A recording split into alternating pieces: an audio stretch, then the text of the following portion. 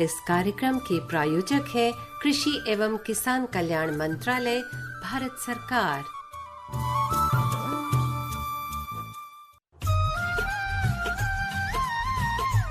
हर जोखिम से निकल कर फसल आए, सुरक्षित हो जाए।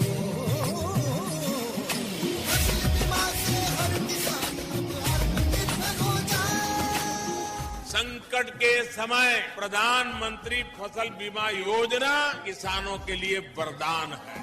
अब सूखा पड़े या बाढ़ आ जाए कोई डर नहीं, अब ओले पड़े या कीट पतंगे फसल खा जाए कोई फिक्र नहीं, क्योंकि हमने लिया है प्रधानमंत्री फसल बीमा। बुआई से फसल कटाई तक हर जोखिम का दावा, न्यूनतम प्रीमियम पर अधिकतम भुगतान का वादा। योजना से हर साल जुड़ रहे हैं 5 करोड़ से ज्यादा किसान। अब आपकी है बारी। नजदीकी कृषि कार्यालय, सहकारी समिति, बैंक शाखा, अधिकृत बीमा कंपनी या जन सेवा केंद्र में स्वेच्छा से करा सकते हैं पंजीकरण। फसल बीमा पोर्टल या फसल बीमा ऐप द्वारा भी कराया जा सकता है पंजीकरण। प्रधानमंत्री फसल बीमा योजना, आपकी फसलों का संपूर्ण सुरक्षा कवच। कृषि एवं किसान कल्याण मंत्रालय, भारत सरकार। 100.1 मेगाहर्ट्ज पर आपने ट्यून किया है FM गोल्ड चैनल। कार्यक्रम है किसान की बात। मैं हूं आपके साथ नीरा और मेरे साथ हैं निरंकार। नमस्कार नीरज जी। जी बिल्कुल, आपको नमस्कार।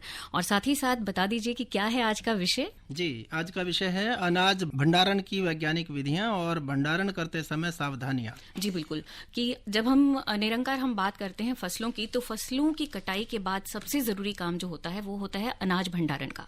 अनाज को सुरक्षित भंडारण के लिए वैज्ञानिक विधि का जो है अपनाना बहुत सही रहता है, क्योंकि अगर हम जरा सी भी चूक करते हैं भंडारण में तो बहुत सारे नुकसान जो है, बहुत सारा नुकसान हमें उठाना पड़ सकता है। क्योंकि मेहनत से वो अपने उत्पाद को तैयार करते हैं, उसको बचाना भी बहुत जरूरी है। और इस विषय पर जानकारी देने के लिए आज हमने आमंत्रित किया है डॉक्टर एस चक्रवर्ती जी को, जो कीट वैज्ञानिक हैं, प्रधान वैज्ञानिक हैं, भारतीय कृषि अनुसंधान संस्थान पूसा, नई दिल्ली में। डॉक्टर साहब, आपका कार्यक्रम में स्वागत है। नमस्कार। नमस्कार।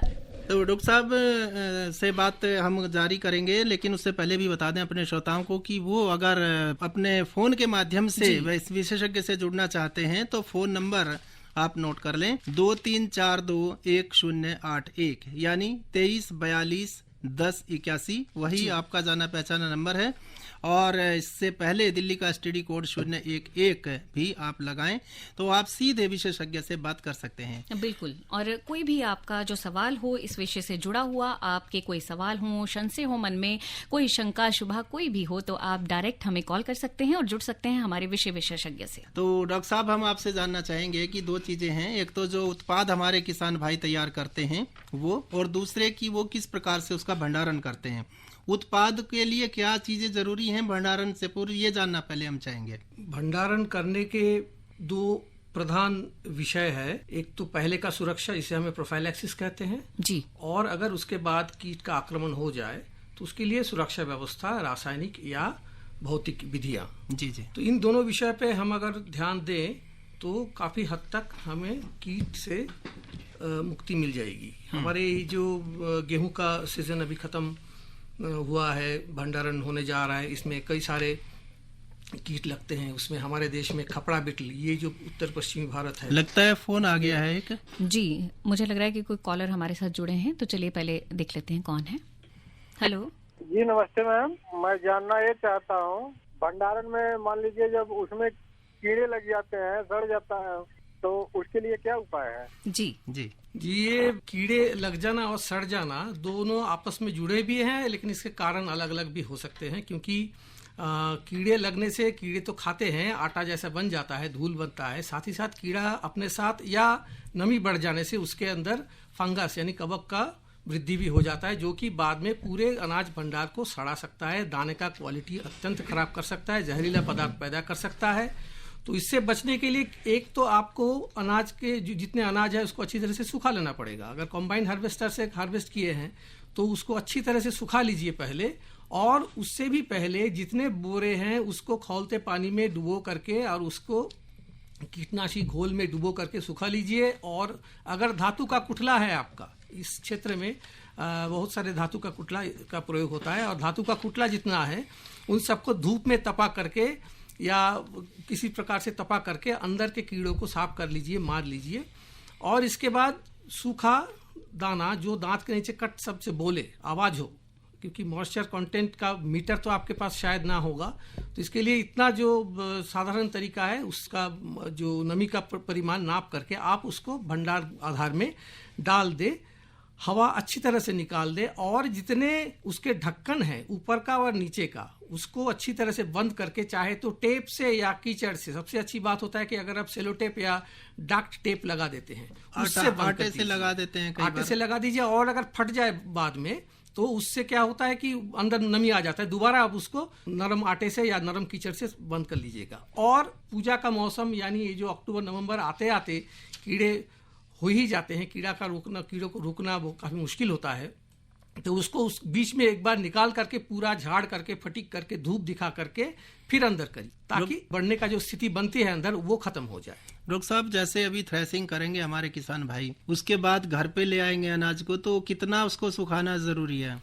अब सुखाना जरूरी है। इसमें अनाज में जो कीड़े लगते हैं उसमें जो नमी का परिमाण है अलग अलग प्रकार के कीड़े के लिए अलग अलग होता है, और वो करीब 11.5 से लेके 16% नमी का परिमाण उनके लिए अच्छा होता है। लेकिन किसान भाइयों को ये नापने के लिए ना तो मॉइस्चर मीटर होता है जी, वो अपने हिसाब से जो करते हैं, और जो खुली धूप में सुखा करके जो दांत के नीचे जो काटने से जो आवाज होता है, कट से आवाज होता है, ये कम से कम सुनिश्चित कर ले कि अमूमन सारे अनाज इस प्रकार के आवाज कर रहा है।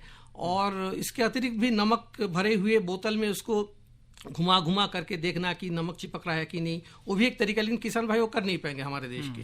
तो कम से कम दांत से वो देख ले इतना मॉइस्चर कंटेंट अगर ठीक ठाक है तो वो आवाज करेगा बिस्किट की तरह, तब उसको भंडार गृह में डाले। उससे पहले भंडार का जो आधार है अच्छी तरह से झाड़ करके, धो करके, अब सुखा करके, धूप में डाल करके साफ कर ले। अब ये बात आती है डॉक्टर साहब की किस किस प्रकार से भंडारण कर सकते हैं, जैसे बोरियों में कर सकते हैं या कोई उसके लिए अलग से कंटेनर होगा? और डॉक्टर साहब, उससे भी पहले एक चीज और जो है वो जानना बहुत जरूरी है कि आखिर भंडारण की आवश्यकता क्यों पड़ती है? ऐसे क्या कारण है कि हमें भंडारण जो है वो हमें लाभ देता है? हम सब जानते हैं कि सभ्यता का आधार है कृषि जी, लेकिन असल में सभ्यता का आधार है भंडारण जी। कृषि के बाद अगर भंडारण ना हो, साल भर सूखा अनाज का 2 सूखी रोटी और नमक अगर सामने ना मिले जी, तो सभ्यता में सूक्ष्म काम करने वाले जितने लोग हैं मर जाते। तो इसीलिए भंडारण हमारे मानव सभ्यता का आधार है, इसीलिए भंडारण इतना जरूरी है। और भंडारण के कारण हमें साल भर कई साल तक स्वस्थ अनाज मिलेगा, ताकि आफत के समय अगर कृषि किसी कारण व्याहत हो, कोई युद्ध शुरू हो या किसी भी आपदा के समय हमें सुनिश्चित भोजन मिले। ये भंडारण का अहमियत है जी। और एक बात बताऊं कि एक अफ्रीका के एक गांव में कुछ किसानों को उन्नत मक्के की वैरायटी दिया गया था, लेकिन किसान कह बैठे कि हम वैरायटी लेके करेंगे क्या, कीड़े तो सब खा जाएंगे। जब उनको अच्छे भंडार गृह उपलब्ध कराया गया तब उन्होंने ये मक्का का वैरायटी स्वीकार करने के लिए तैयार हुए जी। तो बात ये चल रही थी डॉक्टर साहब की जैसे बोरियों में कई हमारे किसान भाई भंडारण करते हैं, तो उन बोरियों को किस प्रकार से वो पहले से तैयार करें जिनमें भंडारण हो सके? बोरियां तो कई प्रकार के हैं, अमूमन टाट के बने हुए बोरियां ही पहले से चलता था, आज भी है। वो काफी जुझारू होता है, 2 साल 3 साल तक आराम से काम चल जाता है उसका। और उनको पहले तो नई बोरी लेने की तैयारी करे, अगर ना हो तो पुरानी बोरी कम से कम उसको देख ले, सख्त हो, फट ना जाए, सड़ा हुआ ना हो, उसमें फंगस लगा ना हो, और उसको अच्छी तरह से गर्म खौलते पानी, बड़े भगोने में लकड़ी जला करके पानी खौला ले, उसमें डुबो करके सुखा ले, और उसके बाद उसमें मैलाथियन का घोल या इसमें आजकल तो ये डेल्टामेथ्रिन का घोल का प्रचलन हुआ है, उसके घोल में डुबो करके हवा में सुखा ले। ये बोरी तैयार करने के नियम है। इसके अतिरिक्त आजकल प्लास्टिक लाइनिंग वाला बैग और इंटरनेशनल राइस रिसर्च इंस्टीट्यूट का सुपर बैग वगैरह आया है, जो कि किसी भी पॉलीप्रोपिलीन के जो बोरी होते हैं उसके अंदर फिट करके उसके अंदर सूखा हुआ अनाज डाल करके अगर आप उसका मुंह मोड़ करके पैक कर देंगे तो उससे ना कोई गंध निकलेगा, ना उसमें कोई नमी जा पाएगी, और इसके कारण लंबे समय तक तेज धार दाना जैसे धान के दाना भी सुरक्षित रह जाता है। अमूमन टाट के बोरी में अगर सुरक्षित रखना हो तो पहले खौला करके सुखा ले, और उसके बाद उसमें कीटनाशी के घोल में डुबो करके फिर सुखा ले, फिर उसके अंदर अच्छी तरह से सूख जाने के बाद अनाज भंडारण करे। इसके अलावा कुछ जो टिन की बनी हुई टंकियां होती हैं, इसके अतिरिक्त टिन की बनी हुई नहीं, ये GI शीट का बना हुआ कुठला प्रचलित है, और ये कुठला उत्तर भारत में बहुत ही प्रचलित है, एवं इसमें किसान के अपने जरूरत के अनुसार भारी मात्रा में अनाज भी सुरक्षित रखा जा सके। एक ही सावधान इसमें बरतना चाहिए। मैंने जो देखा एक ही गांव में कुछ कुटले पतले हैं इतने, बिहार में जाके देखा कुछ कुतले इतने पतले हैं कि वो धक्का मारने से दब जाता है। ऐसा पतला गेज का शीट ना ले, काफी मोटा सख्त शीट ले, और उसके जितने अंदर डालने का एवं बाहर निकालने का पोर्ट होता है ऊपर और नीचे, वो ठोक करके बंद करने वाला हो। वो जगह दरवाजा टाइप का होता है तो उसमें क्या होता है, दरवाजे के जॉइंट में हिंज के पास, कब्जे के पास दरार होता है, मुंह पर बहुत बड़ा एक दरार बना रहता है जिसको अच्छी तरह से सील किसान भाई नहीं करते हैं और उससे मॉइस्चर अंदर चला जाता है, कीड़ा भी अंदर जा सकता है। एक ही गांव में एक तरफ किसान के पास अनाज के भंडार इस कुटले के अंदर आटा भरा हुआ है, दूसरी तरफ अच्छी तरह से जो रखा हुआ जो कुटला है उसके अंदर थोड़ा सा भी कीड़ा नहीं है, ये भी हम लोग को देखने को मिला। और किसान भाई मूंग का जो दाना इस समय उठेगा, इसके बाद मूंग जो लगाए हैं उसको प्लास्टिक के कंटेनर में भी लगते हैं। हरियाणा में मैंने देखा है कि प्लास्टिक के जो कंटेनर आजकल मिलता है, जैसे कोल्ड ड्रिंक्स का बोतल होता है 2-2.5 लीटर का, या पानी का जो 20 लीटर का जो कैनिस्टर होता है, उसका अंदर भी सुखाया हुआ मूंग दाना किसान भाई रखते हैं अच्छी तरह से ठूंस करके, ताकि हवा थोड़ा सा भी ना रहे और इसमें कीड़ा बिल्कुल नहीं रख पाता है, क्योंकि सारे हवा इस पे खत्म हो जाता है। अच्छा डॉक्टर साहब, एक बात आती है, जैसे हम बोरे की बात कर रहे हैं, बोरे में तो आवागमन होता रहता है वायु का और इसमें बिल्कुल एयर टाइट होता है। हाँ, तो क्या इसमें जो कीटनाशी रखे जाएंगे वो अलग अलग तरह के प्रयोग किए जाएंगे? बोरे के अंदर कीटनाशी डालने से तो कोई फायदा नहीं है अगर वो सुपर बैग ना हो, पूरी तरह से वायु निरोधक ना हो, जिसे हार्मेटिक स्टोरेज कंटेनर हम लोग कहते हैं, वो अगर ना हो तो कीटनाशक तो बाहर निकल जाए। जो टाट के बोरे हैं उनमें भरने के बाद भी हम पॉलीथीन में उनको बंद करें? हाँ, टाट के बोरों को इकट्ठा करके आप उसके ऊपर मोटे पॉलीथीन का एक चद्दर का बोरों का ढेर गांव वाले अगर इकट्ठा कर ले, उसके ऊपर पॉलीथीन का बहुत बड़ा एक तंबू चढ़ा करके चारों तरफ से बाली का सांप कहते हैं, सैंड स्नेक, ऐसे बालू का पैकेट नहीं, बालू का सांप चढ़ा दीजिए ताकि पूरी तरह से वो वायु निरोधक हो जाए। और बालू का सांप चढ़ाने से, बंद करने से एकदम पहले उसके अंदर आप सेल्फॉस की गोली डाल सकते हैं। सेल्फॉस की गोली काफ़ी प्रचलित है और इसके बाद इथिलीन डाइक्लोराइड, कार्बन टेट्राक्लोराइड का भी प्रावधान है, जो कि बंद कमरे में एकदम पूरी तरह से बंद एक पात्र के अंदर डालना चाहिए। और ये बहुल प्रचलित जो धूम्रक से अनाज का कीट का नियंत्रण हो जाएगा। शुरू में भी कुछ रहेगा तो उसका भी खात्मा हो जाएगा। ये इसका तरीका क्या रखें डॉक्टर साहब? बताते हैं कि जैसे कि कुछ नीचे रखेंगे, कुछ फिर थोड़ा बीच में, फिर ऊपर रखेंगे, और किस समय में रखें? ये जैसे पहले एक आता था ईडीबी मिक्सचर, आजकल तो इस्तेमाल नहीं होता है, और ईडीसीटी मिक्सचर ये आजकल चलता है। ये एक शीशे के बोतल में आता है, कपड़े के बैग के अंदर, वो लंबे लठ में 3 जगह पर बांध करके एक एक बार पत्थर से तोड़ करके वो लठ अंदर धंसा दिया जाता है, और 3 कैप्सूल तोड़ने के बाद वो पूरा लठ कुटले के अंदर बंद हो जाता है। इस प्रकार से डालने का प्रावधान है। ऐसे ख्याल रखें कि अगर आप एल्यूमिनियम फॉस्फाइड यानी जिसे सेल्फास हम लोग कहते हैं 3 ग्राम का टैबलेट इस्तेमाल कर रहे हैं या 10 ग्राम का पाउच इस्तेमाल कर रहे हैं, तो 3 टैबलेट प्रति टन अनाज के हिसाब से डालें, अधिक मात्रा में ना डालें, उससे जहरीला प्रभाव रह जाता है, अंदर दाना प्रभावित हो सकता है। अब मौसम का तो सब चीजों पे फर्क पड़ता है नीरा, मौसम बदल रहा है तो मौसम की जानकारी भी ले लेते हैं। बिल्कुल।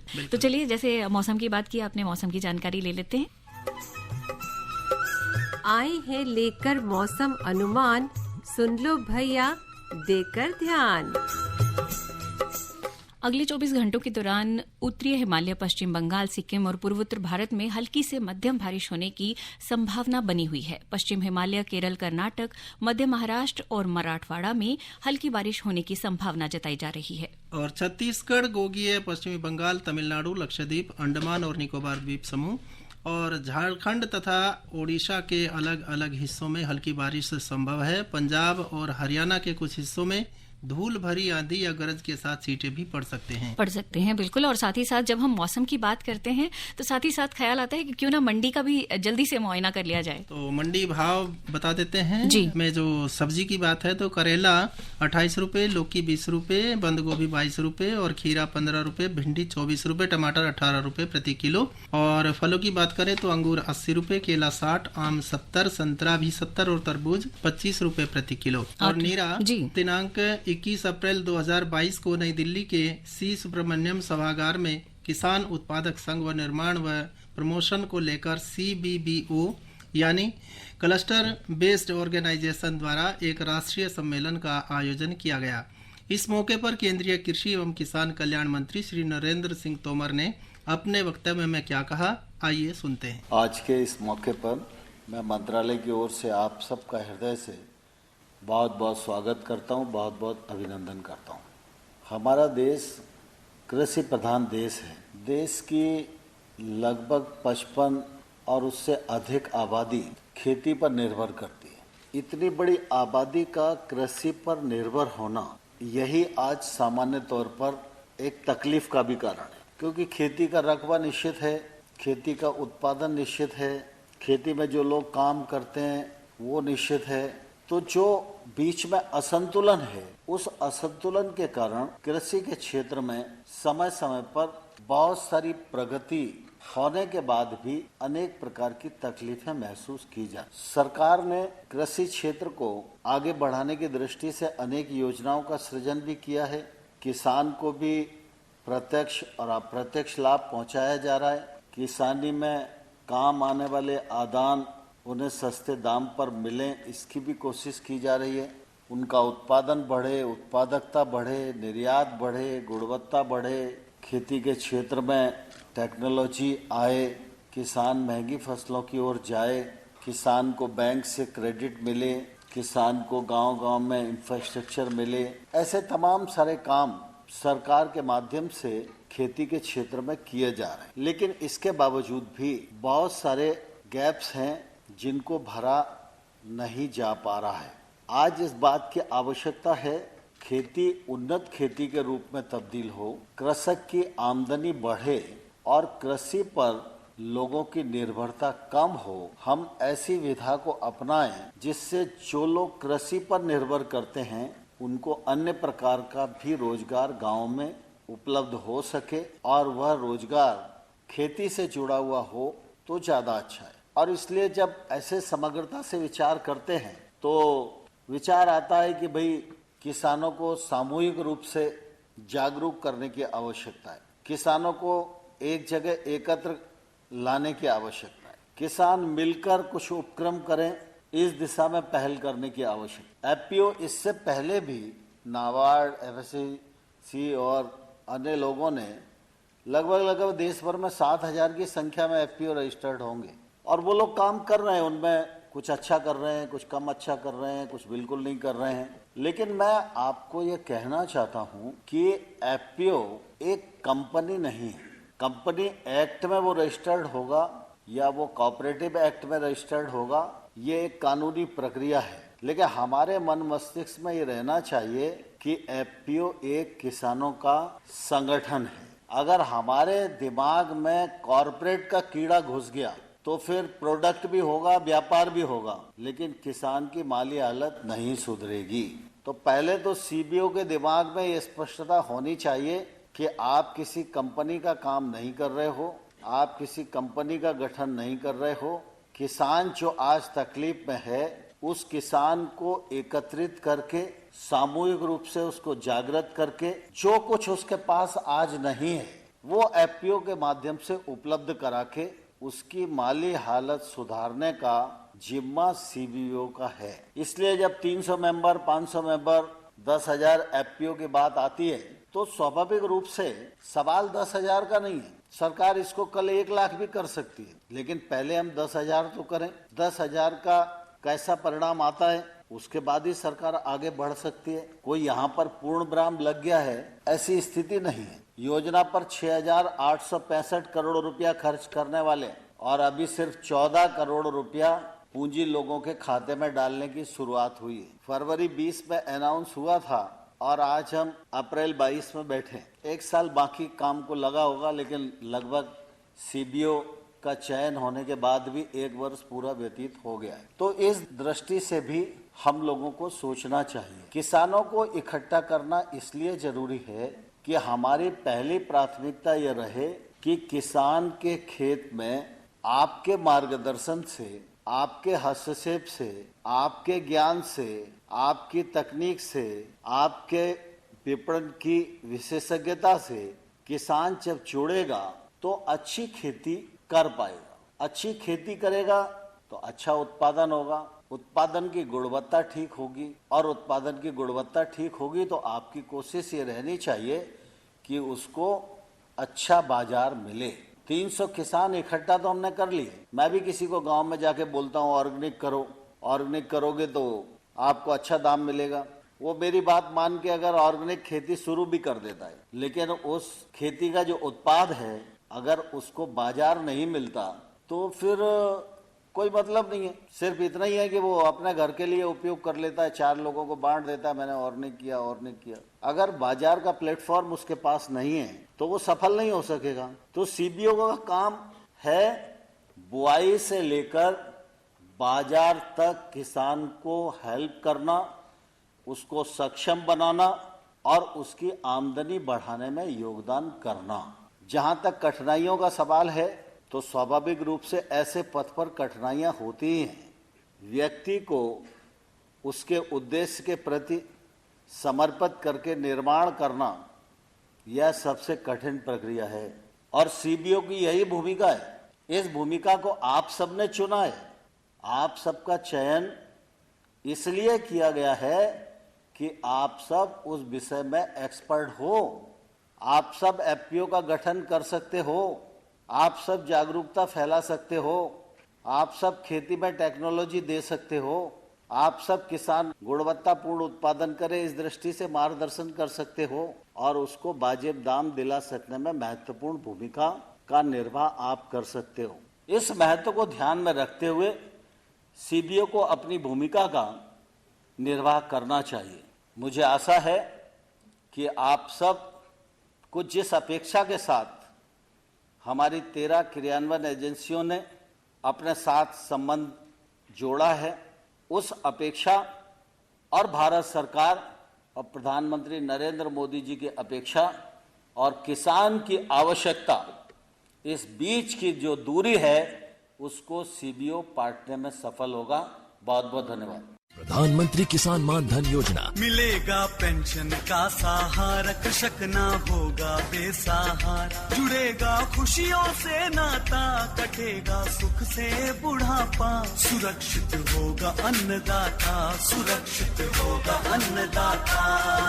प्रधानमंत्री किसान मान धन योजना से लघु सीमांत किसानों का भविष्य होगा सुरक्षित और 60 वर्ष की आयु से 3000 रूपए मासिक पेंशन होगी सुनिश्चित। 55 रूपए से 200 रूपए की मासिक किश्त देकर प्रवेश कर सकते हैं। 18 से 40 वर्ष तक के किसान इस अंशदायक योजना में सरकार देगी बराबर का योगदान। सभी किसान भाई बहन इस योजना के लाभ के लिए जन सेवा केंद्र में जाएं और अपना निःशुल्क नामांकन कराएं। प्रधानमंत्री किसान मान धन योजना, अन्नदाता के परिश्रम को संबल, पेंशन से सुरक्षित उनका कर। कृषि एवं किसान कल्याण मंत्रालय, भारत सरकार द्वारा जनहित में जारी। तो निरंकार इसी के साथ बता देते हैं अपने श्रोताओं को कि कल का हमारा विषय क्या रहेगा। कल का जो विषय है वो है कृषि जनित हरित गृह गैसों व जलवायु परिवर्तन। और डॉक्टर साहब हमारे कार्यक्रम में आए, इसके लिए इनका बहुत बहुत धन्यवाद। इतनी महत्वपूर्ण जानकारी हमारे श्रोताओं को दी। और नीरा, अब जो घड़ी की सुइयां इशारा कर रही हैं कि हमारे श्रोताओं से विदा लेने का वक्त का, लेकिन जाते जाते डॉक्टर साहब जल्दी से आपसे ये जानना चाहेंगे कि अगर मोटे तौर पर हम बात करें कि सावधानी की, तो सावधानी के लिए क्या टिप्स आप देना चाहेंगे? बहुत जल्दबाजी में अगर आप बताना चाहें तो बता दीजिए। अनाज को अच्छी तरह से सुखा लीजिए, भंडारों को अच्छी तरह से साफ कर लीजिए और भंडारण के बाद सारे कीटनाशी जो भी डालेंगे उसके बाद 1-2 महीने बाद एक बार पूरा भंडार खाली करके फिर दोबारा झाड़ करके साफ करके दोबारा भरिए। जी, इस प्रकार से आप अगले फसल के सीजन तक पहुंचिए। जी, बहुत बहुत शुक्रिया। इसी के साथ दीजिए मुझे यानी नीरा को और मुझे निरंकार को इजाजत। नमस्कार। इस कार्यक्रम के प्रायोजक थे कृषि एवं किसान कल्याण मंत्रालय, भारत सरकार।